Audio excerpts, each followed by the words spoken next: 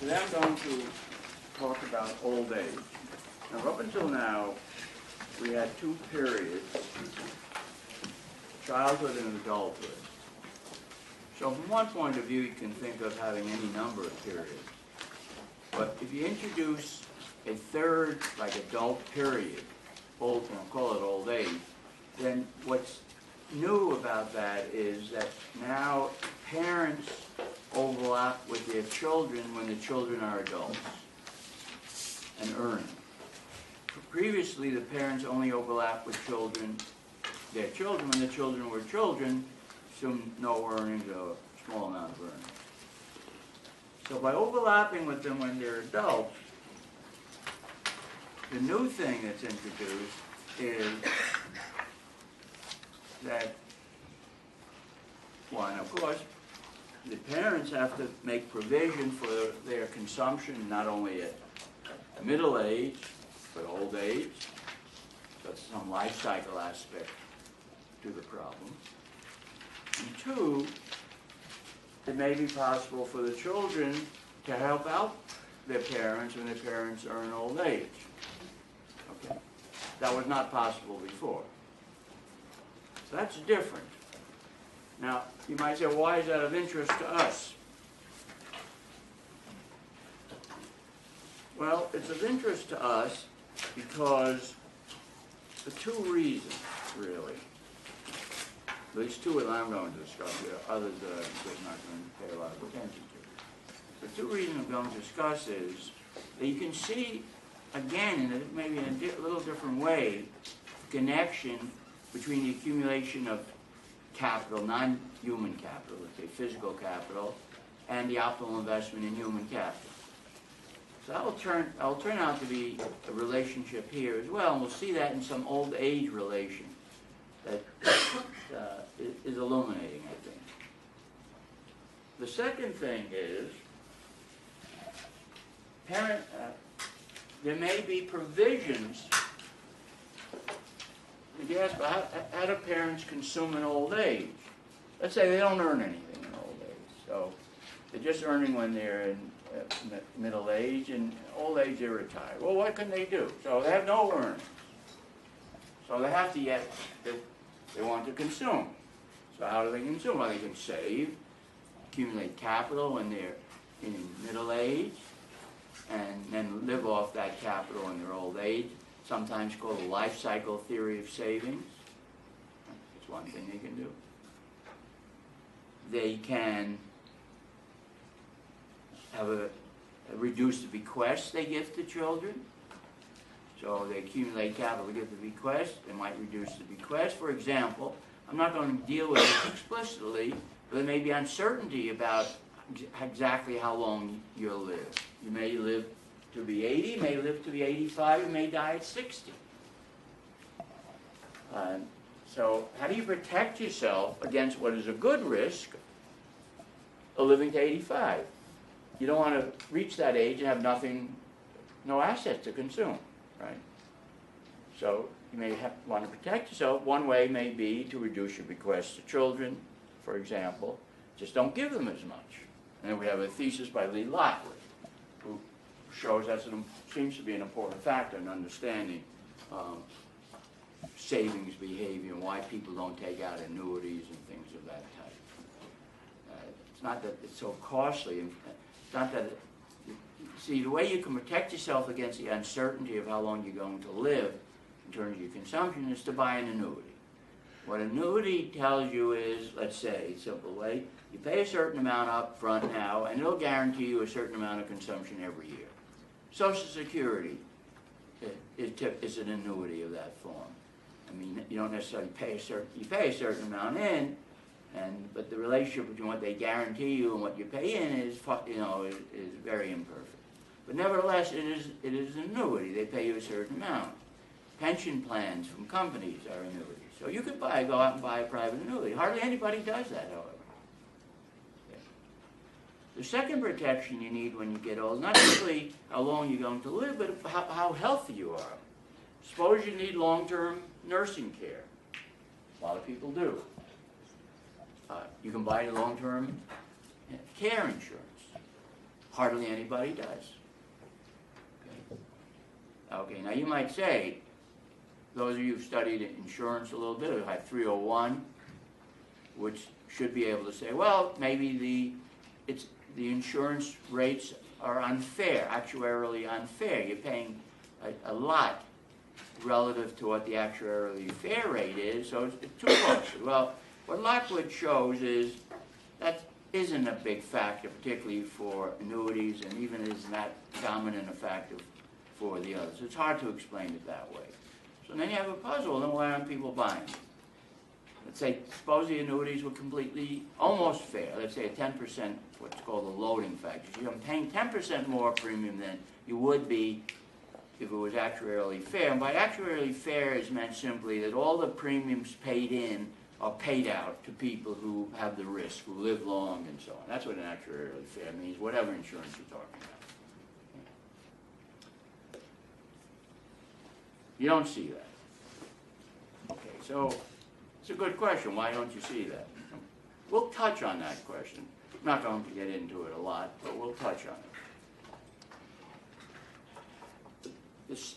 So that's a second issue. We're not going to deal with a lot. The third issue is, what's the connection between optimal investment in your human capital, your children, and your old age situation? Now, at one level, that's simple. It's really just a direct extension of what we did for physical capital. But another level, it's more complicated. We have another dimension of analysis that we can introduce. That parents can somehow affect how much their children are going to give them when they're old. That's what and I'll develop that analysis. That's not much of that in the literature, so, but it's not difficult to do, okay? So this is what we're going to try to do.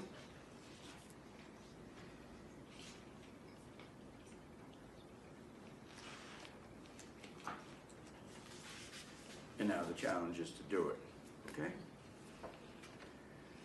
So initially, let me mention a fourth way of people consuming old age is they get, instead of their own savings or pensions, there's government Social Security. The government gives them a payment, let's say.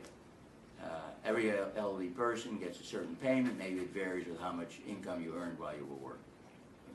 Very common in many countries of the world, not all, but many countries of the world. Less common in the less developed countries than in the developed countries. I'm not going to deal much with Social Security. But if you have any questions about it, ask me about it as we go through the analysis. I'm going to assume initially no child support. So there's no way you can get your children to support you in old age if you want to have that. You may not want them to. So this is another way of saying that parents cannot leave debt to their children. Because if you leave debt to your children, you leave greater debt. And you borrow, leave the debt, let your kids take care of it, and you provide for your old age consumption, right?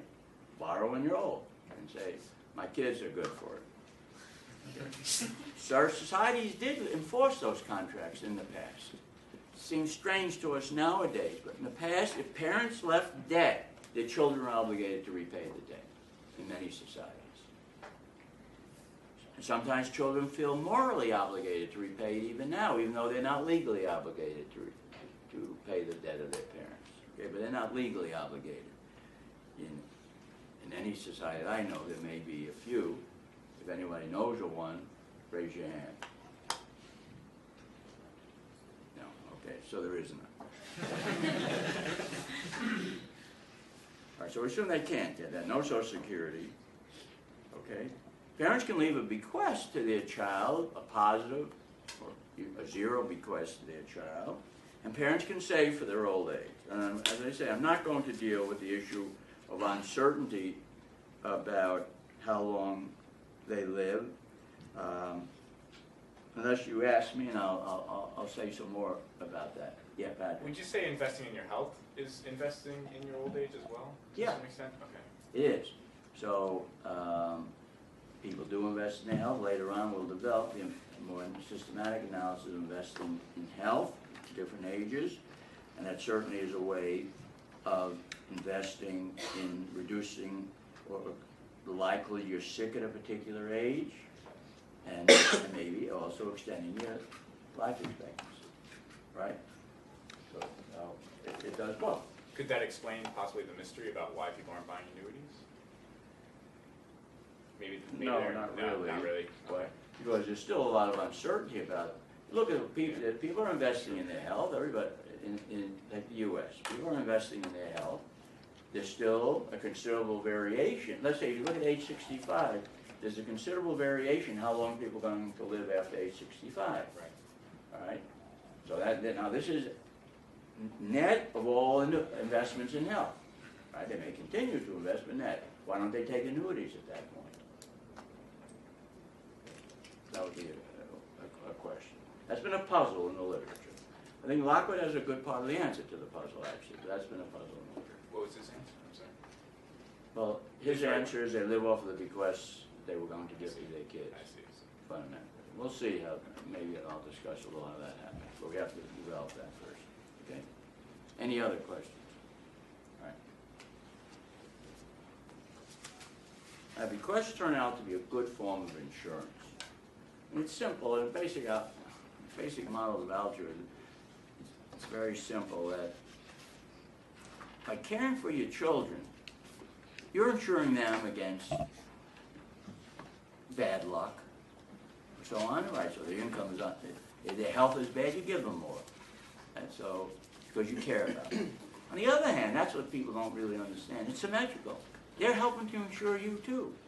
Maybe not voluntarily, but if your health gets bad, you'll draw down some of your bequests from them. It may not mean a lot to them. Maybe the bequest is a small fraction of their total wealth, but it'll mean a lot to you. That's Lockwood's answer. Okay? In words, but it's easy to see down the link, and we'll maybe get a little feel for it as we look at what's going on. Okay? So here, so what I want to do is, now I'm going to have, we have to think two ages. I'm calling M, no, so let me,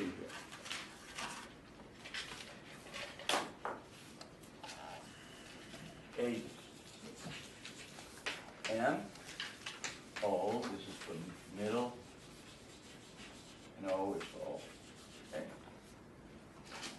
The budget constraints. So think of it as two budget constraints to start with. You have a budget constraint when you're middle age, and you have a budget constraint when you're old. Now your middle age budget constraint would be, let's call CM as your consumption of middle age, right? So that's what you spend on yourself. You have YC, that's your investment in your child's human capital. You have K, middle, that's your purchase of capital, that you'll have earn interest on that and you'll have more available in old age, and that's going to be equal to your income of the parent. Call that B parent, going to equal W parent plus any bequests that the parents receive. So B of P, B equal bequests.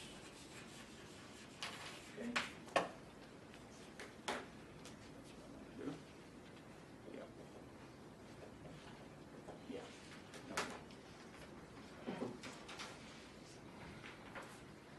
Now, as I said, I'm going to assume when parents get old, they have no earnings.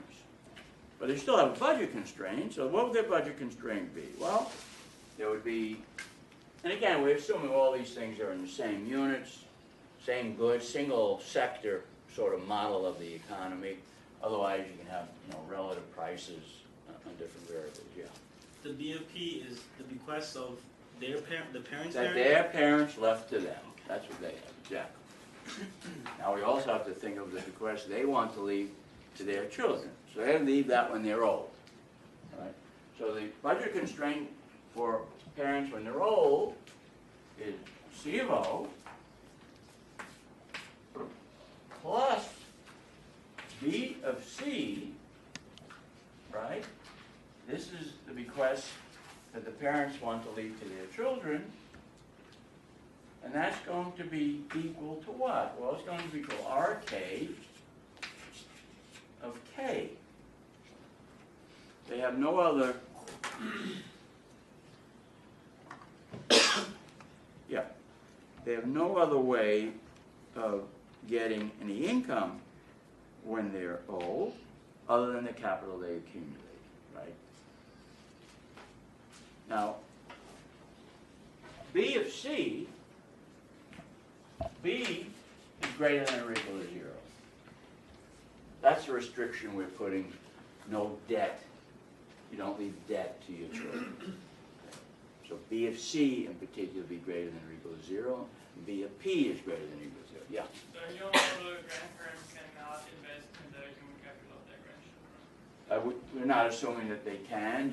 I mean, that's the assumption we've been making all along, that the grandparents cannot directly invest in the human capital. Now, you might say, well, it might be more feasible that they could do it. I mean, it could be possible, all right, that they could do it. We could have a production function, human capital of the children is equal to F, Y of C, human capital of parents, human capital of grandparents, ability to see children. Because now the grandparents are still alive. That's your point, right? The grandparents are still alive. Yeah, I'm just not assuming that they're doing that, but it wouldn't cause any problems to incorporate that. And I also mean not the human capital of the grandparents, but also like Y GPs. Yeah, yeah. Yeah, we could also have, yeah, why? Absolutely, yeah. No, we have both. Good.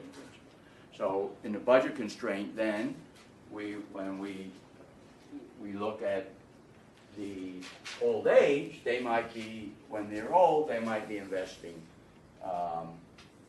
in the human capital of their grandchildren. So that would affect this part of the budget constraint, right? We'd have a YGP here, we'd enter here. Doesn't cause anything fundamentally different, so I'm going to track that. In fact, I'm going to assume, but most of my discussion, that we just have this function. Really doesn't matter if we brought in these other variables for the basic points I'm going to make. And I'll assume that f of y is greater than 0, f yy is less than 0. So, in other words, dry dy is less than 0. Okay. Assumption we've been making for most of the class. Okay?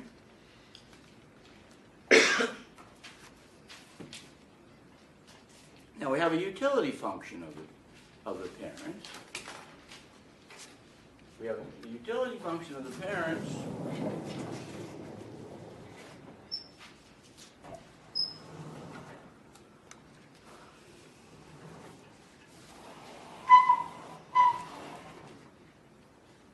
And we just extend what we had before.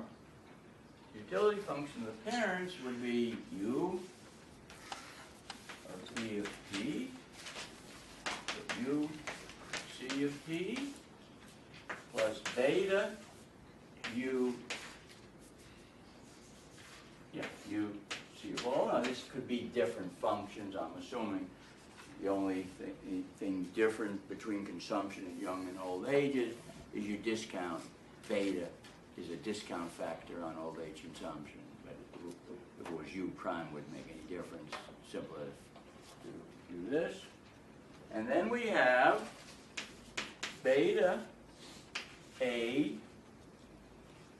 V of C, which depends upon E of C equals WC plus B of C.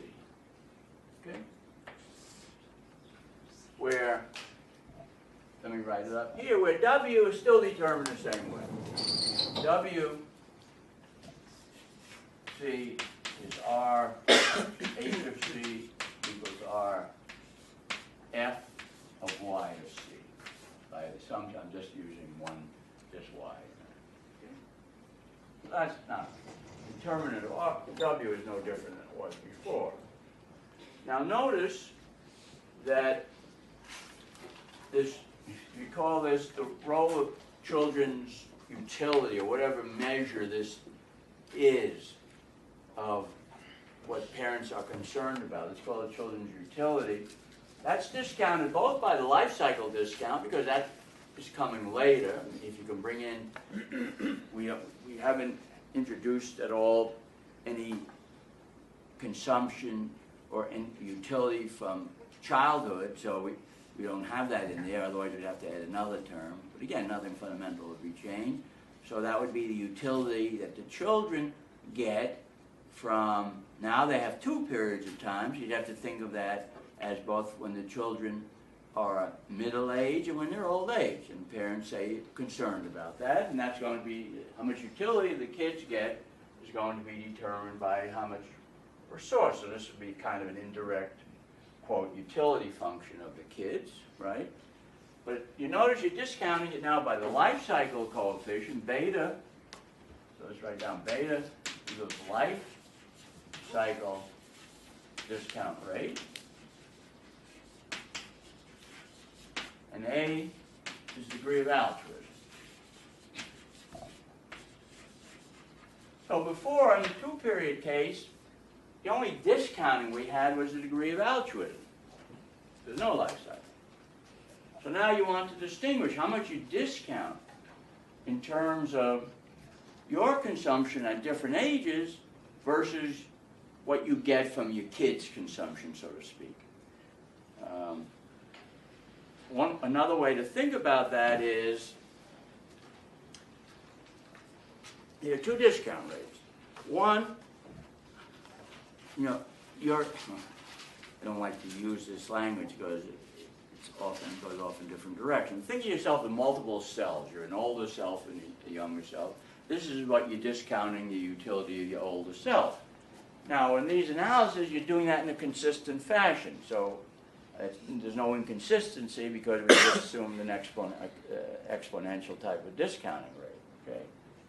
Okay, so you're discounting that, but you're also you have another type of self. Your children, they're not quite the same as your older self, and you just discount them at a different rate. Now, maybe A is greater than 1. I mean, could be. I haven't yet put any restrictions on A. A could be negative even. But the negative, you know, you're not going to invest anything in them. You're not going to leave them any bequest. So we can go home with that analysis. And there are some parents maybe who are like that. So we're not dealing with those parents. Okay. So we're assuming maybe A is small, and we said, well, but if the rate of return is very high as you make a little investment, everybody's going to invest. Now, A being small is going to be relevant when we extend the analysis. I think it's an interesting direction, but not yet. So I'm going to introduce another dimension. So this is what we have. Okay? So any questions on this? We set up the usual problem. We assume concavity in these functions, in U and V.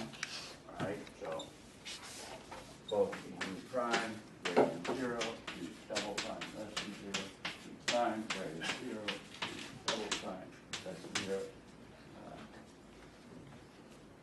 A little strong, but it makes everything simple. And then we can just look at our first order conditions. So we have some Lagrangian. I won't write it. Oh yeah, one step I wanted to do. You know, you can take these two constraints.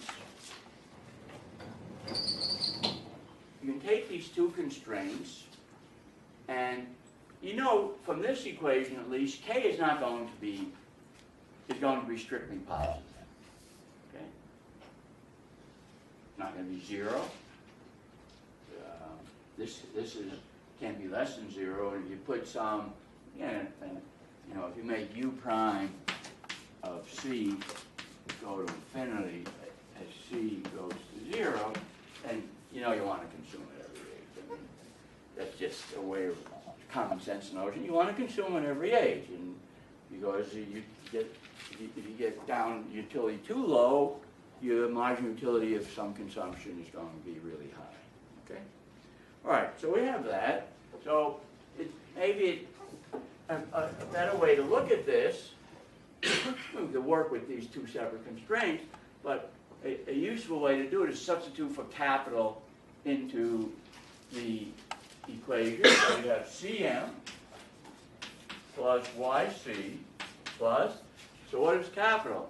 Well, capital is CO over RK plus BC over RK, right?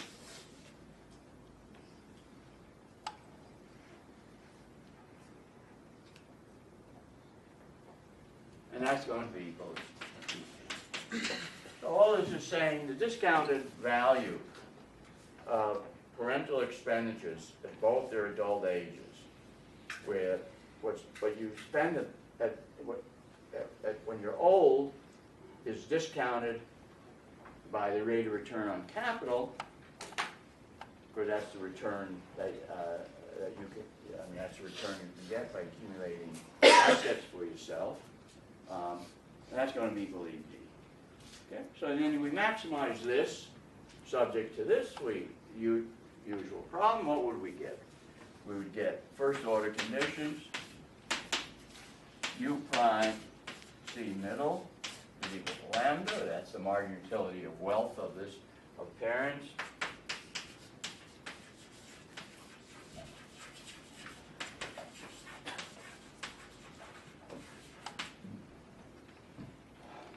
Now what do we get for, we get beta U prime CO is equal to what? Well, now we have lambda over RK. Okay, so these are two conditions.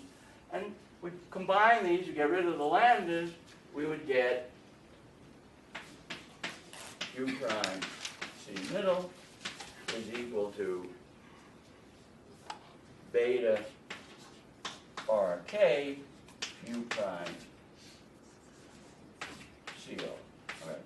So this is the usual arbitrage condition across ages, that you equalize the marginal utilities of middle and old age subject to the rate at which you're discounting and the rate of return. If the product of these two is 1, and so you're discounting at 3%, you get a 3% return, the product would be 1, and then you equalize the marginal utilities, because and that would mean equal consumption in the special cases of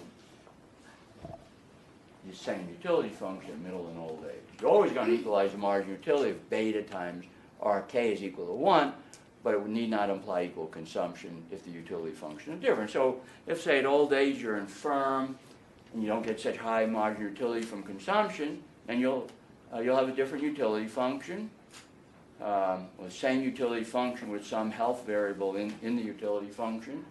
And if that lowers your margin, if bad health lowers your marginal utility, you'll consume more at middle age.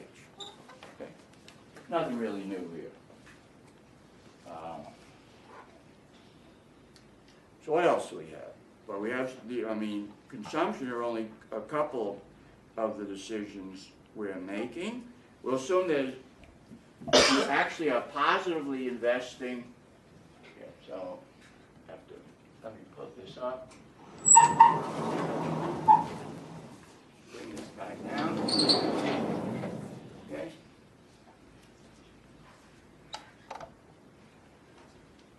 Erase a lot of this. So we have the budget constraint there. Everything, so we have everything that we need up there.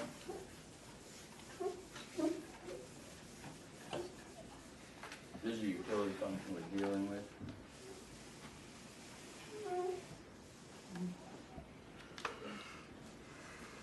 So if we look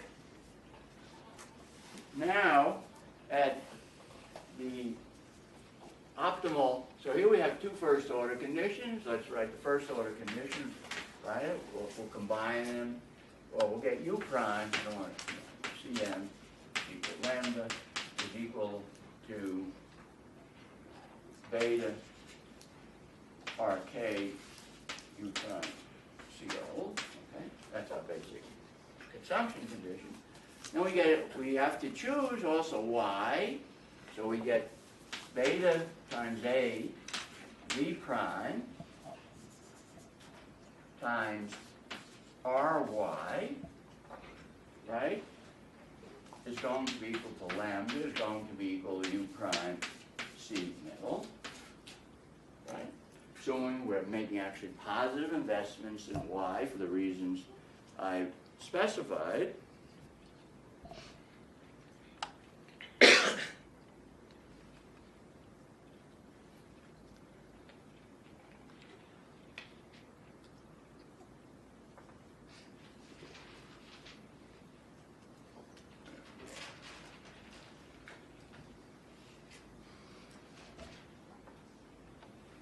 Yeah, okay.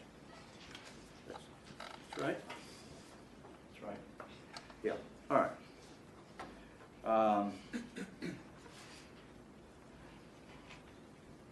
Assuming y c is greater than 0. Now, let's look at the bequest equation. We also have a bequest equation. So what is the bequest equation? Well, we have beta A V prime, right, V prime, because if you look at differentiating V prime of C with respect to B of C, this is with respect to B of C, okay? And then we differentiate E of A with respect to B of C, it's just 1.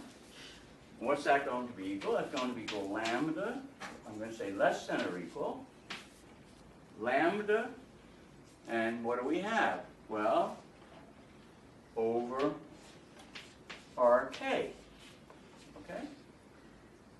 Less than, again, implies that you get too little utility from investing in children compared to leaving a bequest to children. It's a way of investing in children, but it's not human capital. So you get too little utility from doing that, so less than implies B of C is equal to 0. Equal implies BC greater than. It could be at just a different point, let's say greater than 0. Or we can rewrite this equation, beta A V prime of C RK less than or equal to lambda, but we know that's equal to beta A V prime of C RY. The beta and A's drop out because this is all being done in the same period. You're leaving the bequest in the same period, and your the return on the human capital is occurring in the same period. So this drops out, and so we have the condition that RK less than or equal to lambda equal RY. All right. So less than less than RK less than RY implies BC is equal to 0. And that's our result we had before. But now we show it in old age that if the rate of return you're making on investing in the human capital of kids is higher than the return you can make by leaving them capital, physical capital, you make all your investments in human capital, right? There's no portfolio, there's no uncertainty, right? So you make all your investments in physical capital. We had that result before, but it comes out now looking at the comparisons at old age, and we'll see another way of looking at it. So this is basically the same result we had before. If before we said, well, parents had only one adult period, but they could leave, they could either leave their kids invest in human capital or physical capital, and they only left them human capital. If they only left them human capital, it means the rate of return was greater at the margin on human capital. If they left them both, it means the rate of returns are equalized. Therefore, if they gave if bequests are positive, BC greater than 0 implies that RK is equal to RY. And you invested enough in RY, you knock the return down at the margin to equal to the return on capital. Now, Patrick, you still have a question? So that RK less than or equal to lambda equal RY, the lambda needs to be divided by like beta A, B. No. No, lambda doesn't have to be divided by anything. Get it straightly from this condition. No, the last one. The down to Where? the one right where your hand is. Yeah. I don't think RY is going to be equal to lambda there. Oh, yeah, okay, let's see what we have there. Yeah, right, I should take out the lambda from there. Right. Because we divide, so it would have to be lambda, it would be less than or equal to lambda over beta A V prime of C. Right, thanks. Yeah. Okay. Anything else? All right. So, suppose we did have, suppose you had a strict equality. Suppose you were leaving, let me do it this way. Suppose, let's go back now.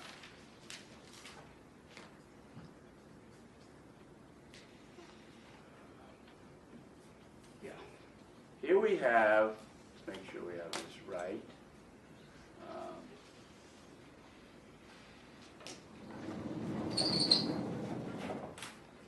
Right. So this is the investment for the children. Yeah, that's right. Okay? That's right. Now, I want to convert this, so we know we can convert this. I want to convert this into something for older people. We do the following. So if we know that RK, suppose RK was less than RY, so beta was 0. So that condition was here. Let's rewrite that. Let's see if I get it. A prime RB, right? That's less than, strictly less than lambda, right? Strictly less than lambda. Okay, now what's lambda equal to in terms of old age consumption? That's what I want to do. Okay? Well, if we look at our equations for first order conditions here, we know that's equal to beta RK U prime CO, right? Right? The betas drop out. Okay? Betas drop out. What do we have left? This is what RK, right? Yeah. The RKs drop out. Yeah, now it's right. And what does that imply? A V prime of C is strictly less than U prime C old if BC equals 0. Right? You understand that condition? You understand? I think so. Well, what does it mean? Well, it's saying that at that point the parents get more marginal utility from their own consumption than they get from investing in their child's by leaving them a bequest. So they don't leave many bequests. Yeah. And they're likely to leave them a negative bequest where they can't do it. Right? Now what does that depend upon? Well, what's interesting here, of course it depends upon this. I don't know what that is and this. But the more selfish they are, the more likely that condition is going to be true. Other things are the same, right? So if A is very low, more likely you're not getting that much marginal utility from your kids. You're not going to leave them any bequests. And what? And what else? What would we then know about the rates of return on human capital compared to physical capital? It's higher for human capital. It must be higher for human capital, right?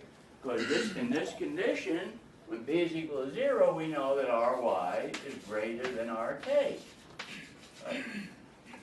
So as you make the parents more selfish or poor or whatever, I mean, a bunch of things that can do it, you make them more selfish, they're still going to invest in their kids, maybe less, in general less, the more selfish they are, less Y.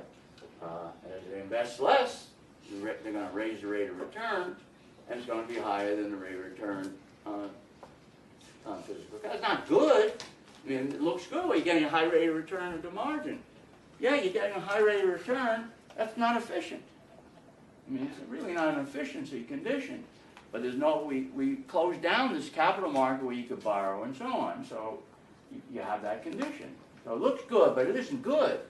I mean, they're optimizing, all that's true, but it's because either they're not rich enough or they're not altruistic enough or whatever. See that? Any questions? Would that also, it seems like that would also hold true if the child was more likely to die? Is what? If the child was more likely to die, so if in that beta A at the very top in the utility function, we also had like a P probability of them dying, or actually P probability of them surviving, then it would come down here so that the higher the probability of surviving, the more likely they're going to have Ry equal Rk. But if they're more likely to die, the child, if you know for sure the child won't live, you won't leave them anything. Right, exactly, yeah. I just think that might be Yes, important for definitely. developing countries. Well, it is. It also depends on the parents' life expectancy. And you have to bring in the parental uncertainty about their own life expectancy. You may still end up.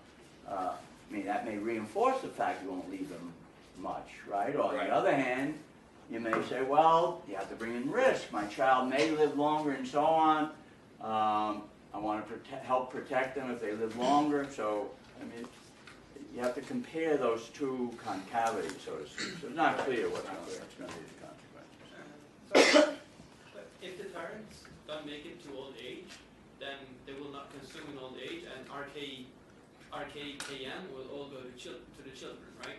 If they, depends on what they know. If there's some probability of reaching old age, then you have to take that into account in determining how much RK they in fact have, right? Because they then have some probability that they may only live 1 year, and they may live 2 years, and how much, well, they may live 3 years, extended further. How much do you want to save?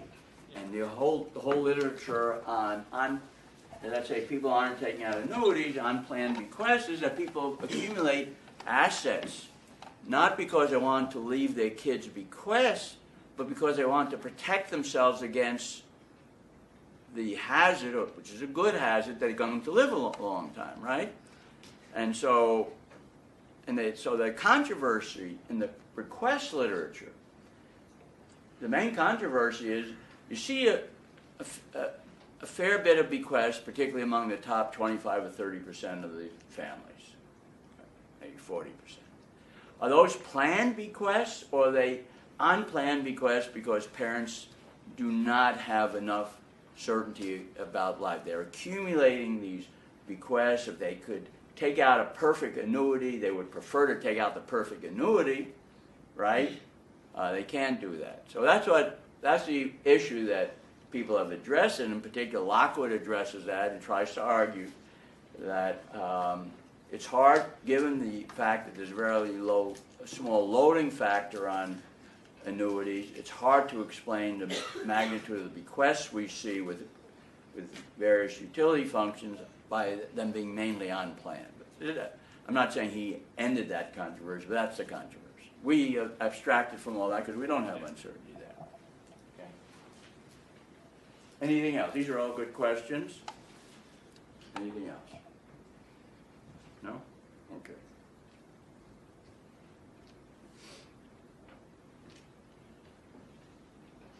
So,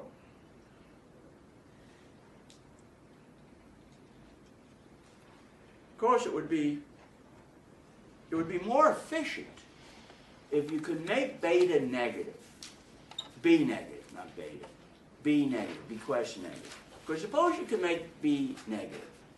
Suppose you can make B negative. Well then, we go back to this condition. If you can make B negative, if you don't put the constraint that B is greater than or equal to 0, then this condition will be strict equality. Right? That's going to become a strict equality. And following that through, if that's a strict equality, I want to see if I can get your name right. I got it right. That's a strict equality. What would follow that? Now they can leave negative. The issue is they can leave negative bequests. Well, I mean, that's an efficiency gain because the return on capital is exactly the same as the return Right. on human So capital. that would be. Then they would have perfect efficiency. They would have Ry. I'll call it star equilibrium equals Rk. They would always do that. No cost to the parents. If they, when B is equal to 0, if Ry is greater than Rk, they borrow, leave the debt to their kids. Kids are like that. And they leave the efficient outcome. All right. Now a question. Then why have societies evolved in a direction of not enforcing the debt that parents leave to their children? Seems like a good solution. Maybe parents don't have good information about the rates of return from capital. They underinvest. Or overinvest. Or overinvest. It's possible. Well, but so should we stop it because there may be some variation in how much they give them? Well, if A were 0, the parents would just. All right. Well, not necessarily only 0. We're assuming A is positive, but it could be very low. And remember, now we come back to our other constraint, or other equilibrium condition. I constraint, and I have it someplace. I always wish I was neater in my writing. Find things easier, but I know I have it someplace. Yeah, this is it. Right here. We have the condition. Let's suppose it were true, AV prime C less than U prime CO when B C was 0. Suppose that were true. Well now, maybe it was true because A is very low. Okay.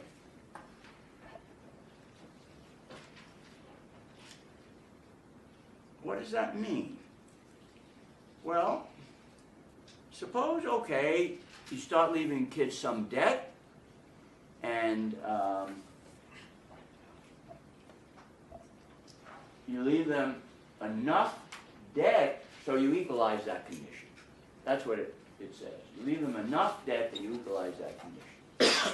So when you leave them enough debt, we can see you just trace through this analysis. If this is a strict equality, then carrying that over to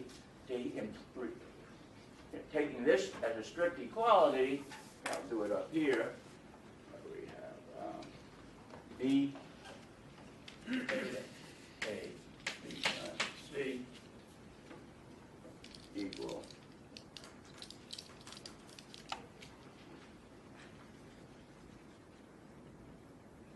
here. If this is a strict equality, yeah, this is the way to do it. This becomes a strict equality, and we would be left with the condition that this is a strict equality. So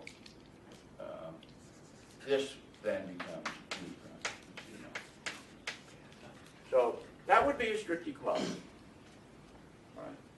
But the way it becomes a strict equality may be because you leave the kids a lot of debt, and you consume more in old age, and maybe in young age as well, and the kids don't have as much resources, so that raises the marginal utility of V prime, raises V prime, and you lower U prime CO because you're consuming more of this. You bring them into equality by leaving them a lot of debt.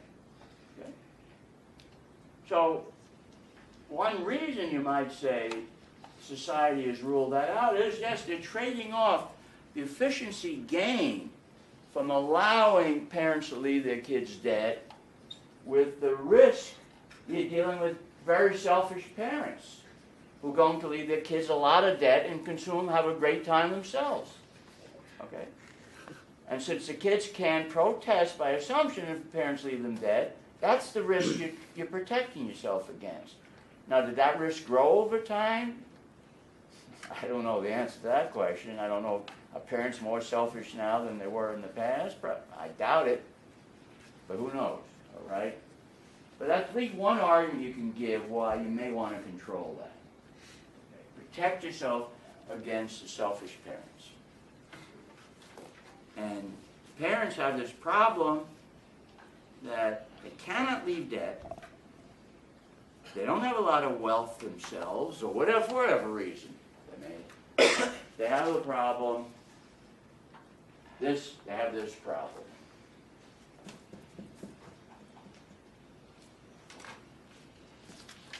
They're getting greater margin utility from their own consumption. Kids, they're life debt, they can't get it. So what can parents do? Well, you can say, well, that's one reason society provides Social Security. It's another way of protecting parents against uncaring children. You give them, the government taxes the young and gives it to the old. Right? That's one rationale for doing it. Okay?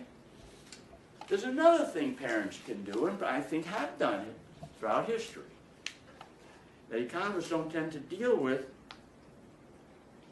because we're not familiar with modeling this type of behavior, but I'll show you it's easily done. And that's, well, you might say, why don't children just promise their parents, if you invest the optimal amount in me, I'll take some of that higher income I get and give you more in old age. Okay? Right? That's a good, makes sense for both of them. That's Pareto improving. There's a missing market here, if you want to put it in more technical language. So it would be good if parents could say, look, you promise me you'll take care of me this much in old age, I'll give you this investment, and then I'll give you the optimal investment, equalize the marginal rate of return on capital, and you take care of me. We share this proceeds in some way. We're both, the pie is bigger between us because we're more efficient investing in human capital than in non-human capital, and you just take care of me when I'm old. Okay, you'll have the resources to do it. We're both better off. Okay, we bargain. There's a bargaining problem over how they should share. Okay. Same problem the husband and wives have. This will now be parents and children. Well, our answer to that would be, well, again, parents don't society doesn't enforce those contracts because again, I mean, one rationale could be maybe it's a mistake we don't enforce them, but we don't enforce them. One rationale would be parents, the selfish parents, will take advantage of their kids. You can say that men and women can bargain equally, right? That's what we say in mine. And you deal with that bargaining problem in your work on your thesis, Dan. And some people may have better bargaining power than others, but we say men and women have equal potential to be bargained. You don't think of that of parents and children. They don't. Okay. So we don't allow those bargains, basically.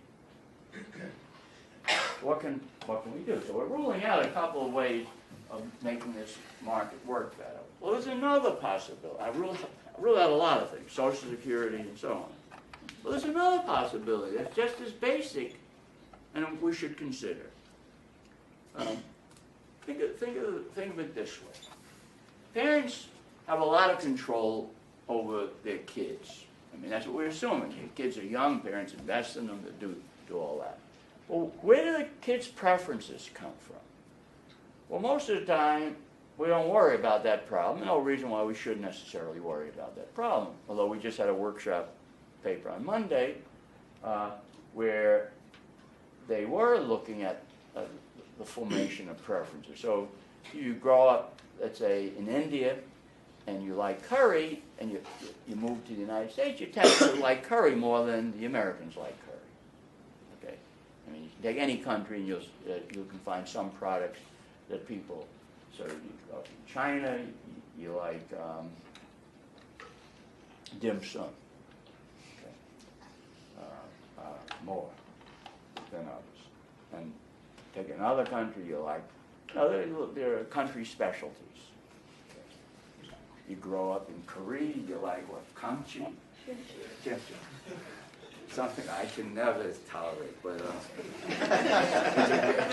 it's loved by Koreans. And so that shows the difference that your tastes get affected a lot. So Koreans who move to this country, they have restaurants and so on where they can buy or prepare that. So the preferences aren't just there; they vary. Childhood. So let's try to incorporate that, but in a more systematic way. So now let's look at our problem. I mean, you can apply this to a lot of other problems. But look at our problem.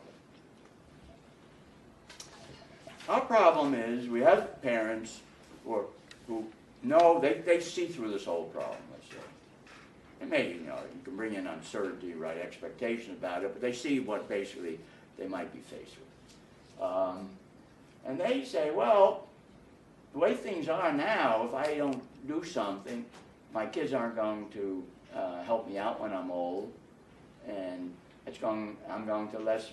get more marginal utility from being helped out than I get from them having it. So I would like them to help me out, even though they get less. So what can I do? Well, I'm controlling them when they're young. Okay? I can't write a contract with them, but I can sort of try to hardwire it into their preferences. So I'm going to write down a little model of that. Okay? So my model is more or less everything we have here, but one major addition. I'm going to assume there are two arguments in the child's utility function. Another variable, g. And to make it interesting, I'm going to assume dBc dg is less than 0. And I'm going to call g equal guilt. Child's guilt toward their parents. Okay? You can call it love. But I think the negative sign makes the problem more interesting. I think it has some reality to it. Okay? All right, so that's a utility function.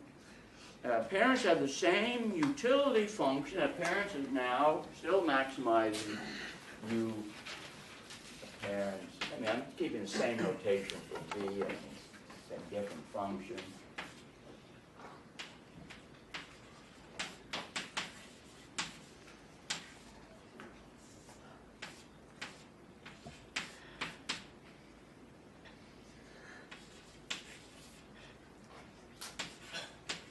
Okay? Well, what do I want to assume now? So, parents can produce G. They can spend some resources in producing G. Say, so we had a middle age. Yeah. All right, let's say G, do it this way. G is a function of Z. G prime of Z is greater than 0. Z, expenditures by middle-aged parents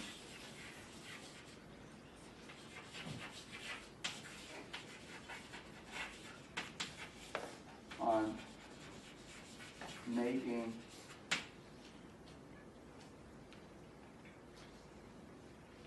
child guilty. Okay. So we wrote then the budget constraint. In middle age, we would say it's C middle plus Y of C plus Z of C plus K is equal to E of parents. And then, okay, why are parents doing this? Because if they spend, if Z is positive, G is positive, and that lowers V.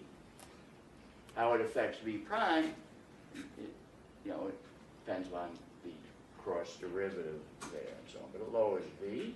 So why do parents want to lower V? Well, we'll assume that C old,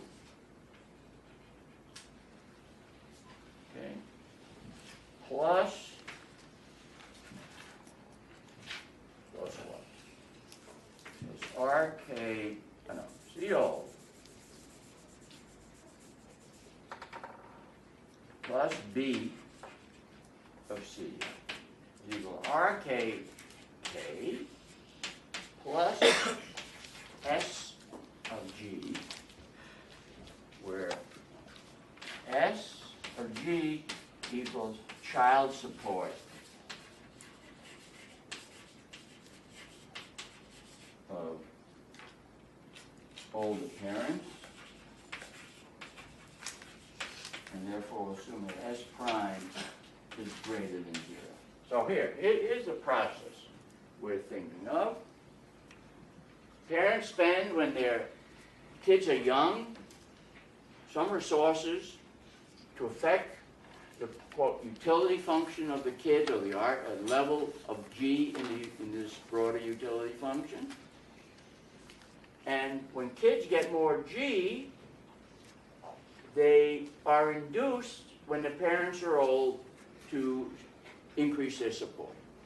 Right? So that will depend on how G affects their, their willingness to support parents. We may want to put S also in this utility function. So an increase in G raises the margin utility to the kids of S. That would be technically what we're doing. All right, so now you don't have to write a contract. You kind of hardwire it into preferences, like the preferences for kimchi, right? You hardwire it into preferences. And so when the kids get middle age, they have all these guilt feelings toward their parents. They want to support them. How much? Well, that depends on how much. Because the parents, the parents may be having a trade-off. The parents, the more guilt they create, the less utility the parents are getting, because V goes down, right? I don't know what happens to margin utility, but V goes down, right, by assumption here. So the less utility parents are getting. So you say, why, let me put an illustration. Why would altruistic parents try to make their kids feel guiltier?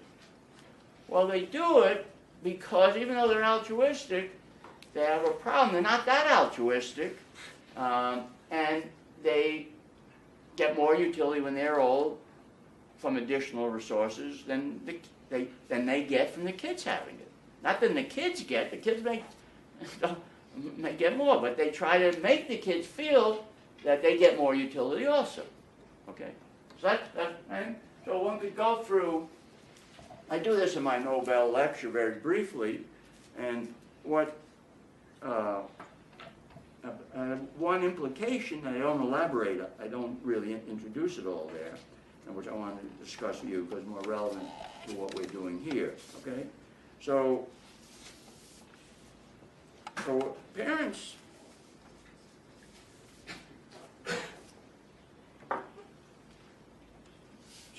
if the parents are leaving their kids bequests, they don't have to go through this. So if I know I'm going to leave you a bequest, I won't go through this. Why make the kids feel guilty if I'm not going to accept anything from them? If I'm leaving you a bequest, I don't want you to turn around and give me half of it. Right? I mean, it makes no sense. But if I don't want you to turn around and give me half of it that I'm giving you, then I won't create the guilt that leads you to want to give me anything. There's no gain to me. You may want to make your kids love you. That's a different problem. Right? You may get utility when the kids love you more. But that's why I took G as negative. It's hurting the kids. And you're altruistic. But if you're leaving them a bequest, you would say you don't want to do that. So in that sense, you're leaving a bequest, you don't worry about, another way of saying it, that what the parents try to do is make for a more closely knit family. I'm calling it guilt. More closely knit family. Kids feel guilty, they come over and visit their parents, then help them out when they're sick and so on. Okay? All right. So if you're giving them a bequest, you don't have to do that. So you're not such a closely knit family. Who are the closely knit families in our analysis? Eric? I would think the poor families are families. Poor families, lower altruistic, more selfish families, right? Families facing The poor families. So if you say, well, look, the poor families in the United States, lower income, are warmer and closer together than the richer families, who are more distant. We derive some kind of endogenous. We can derive that endogenously. That's not just a property of being rich and poor. It's an aspect of behavior induced by being rich or poor, or by selfish or not selfish. Not just rich and poor. Right. That's one implication. Now,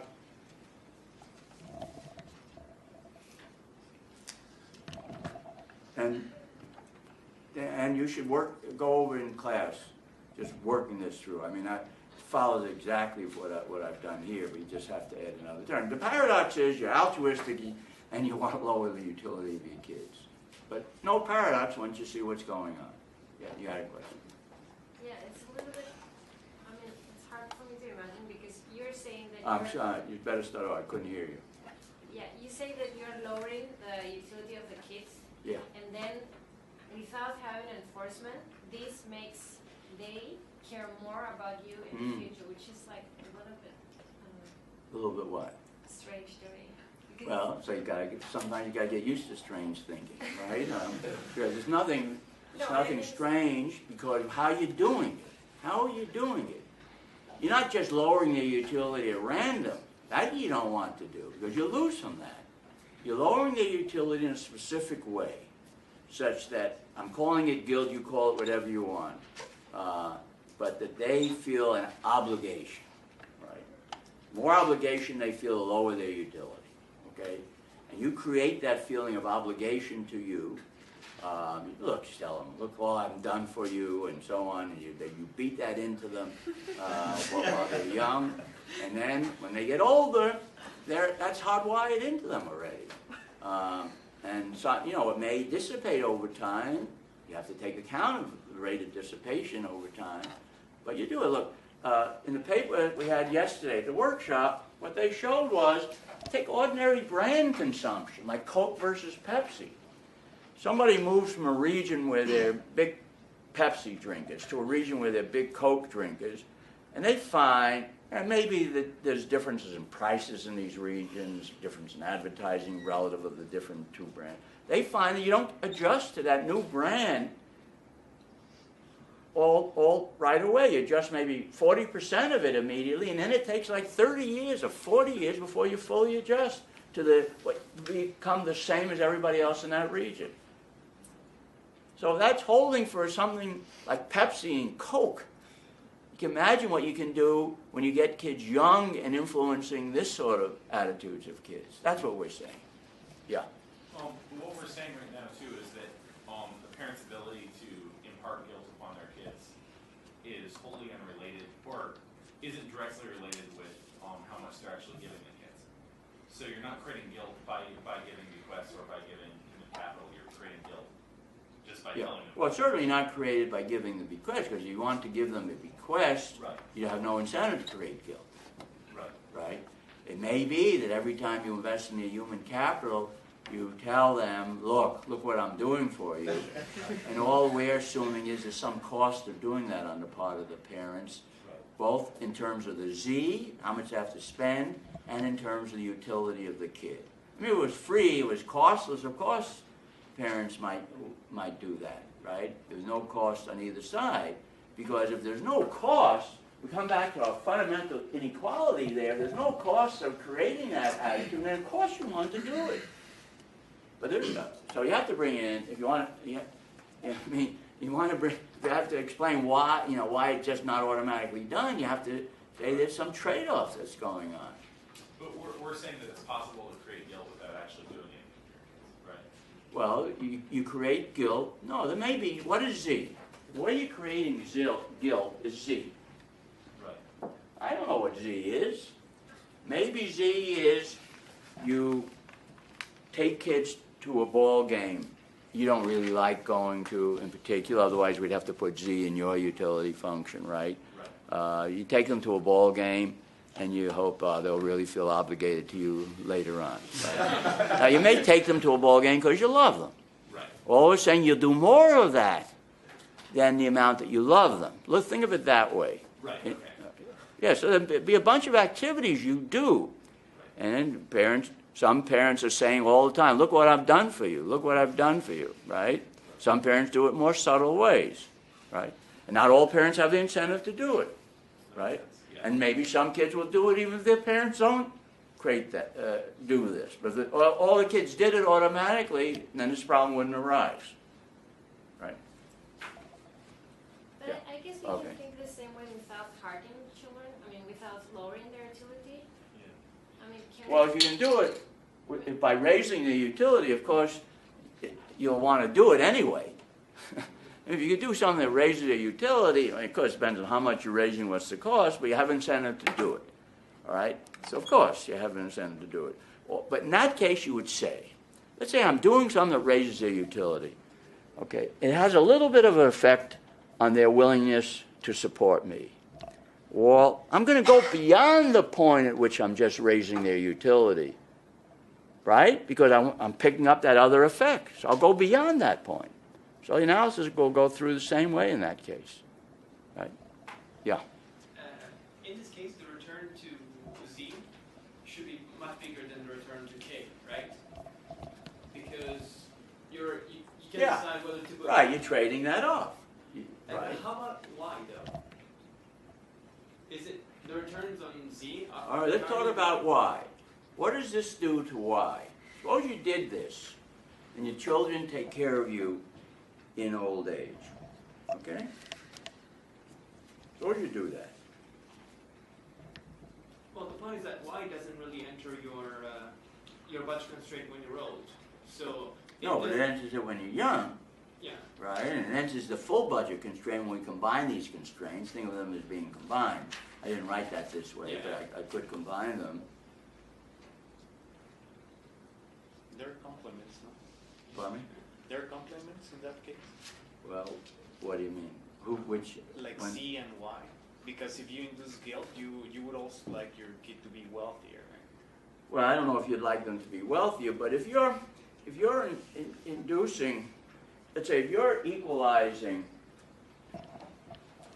if you're getting enough transfers when you're old, yeah. Suppose you created enough guilt, all right? Enough guilt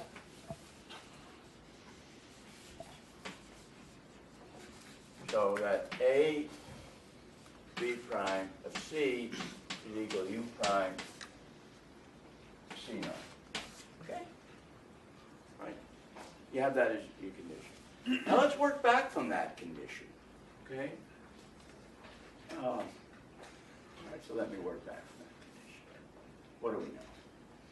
Well, we know that U prime C naught is equal to what? Is equal to beta RK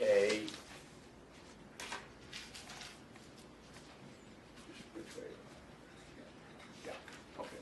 Beta RK U prime C naught is equal to U prime C M is equal to lambda, right? Is that right? Yep. Is that right?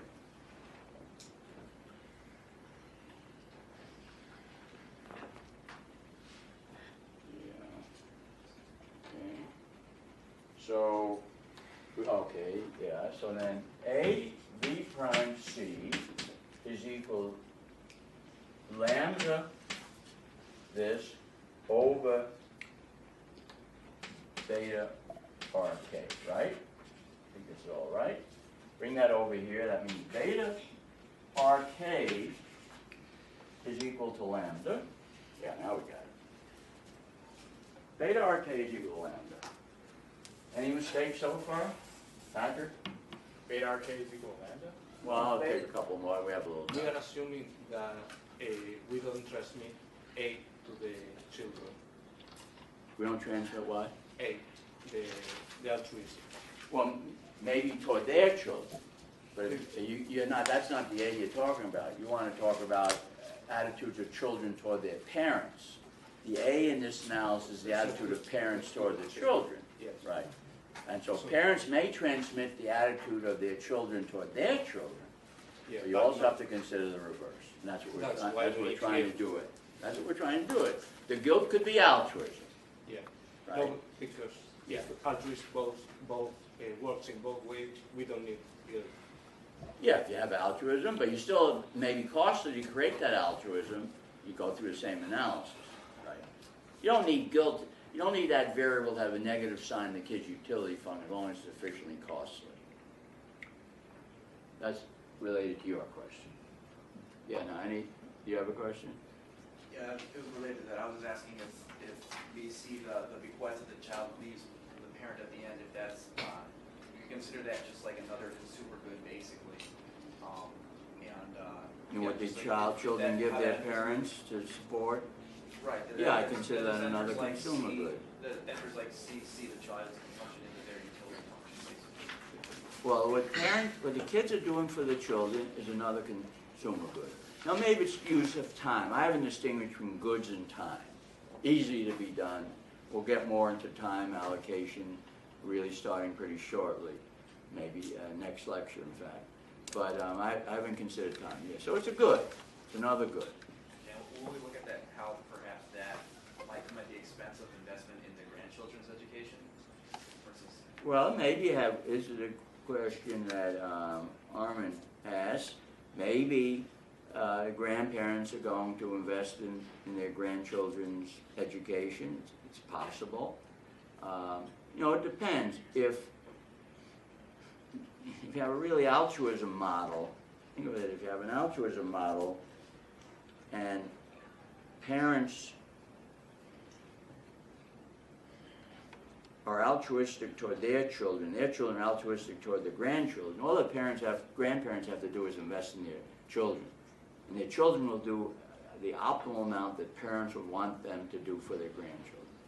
I'll prove that later on.